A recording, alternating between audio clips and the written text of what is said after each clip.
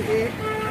இந்த கோயிலில் வந்து மாரியம்மன் வந்து அமர்ந்த கோலத்தில் உட்கார்ந்து ஒரு காலை மடித்து ஒரு காலை தொங்க போட்டு அமர்ந்த கோலத்தில் இருப்பாங்க.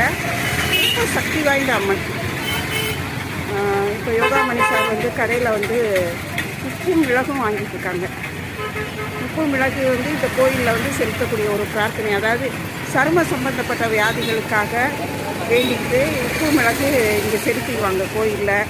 இந்த கோயிலில் பார்த்திங்கன்னா இளநீர் வாங்கி கண் திறந்து வைப்பாங்க அபிஷேகத்துக்கு. அப்புறம் வந்து உஷ்ண சம்பந்தமான வியாதிகளுக்கு இங்கே தீர்த்தம் வாங்கிட்டு போவாங்க. மாவிளக்கு எடுப்பாங்க. மாவிளக்கு எடுக்கிறது, துள்ளு மாவு கொடுக்கறது, அதெல்லாம் இங்கே செய்யக்கூடிய பிரார்த்தனைகள்.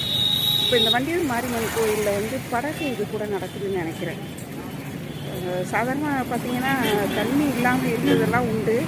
இப்போ தை மாதம் தெப்ப திருவிழா நடந்திருக்கும். அந்த தெப்ப திருவிழாக்காண்டி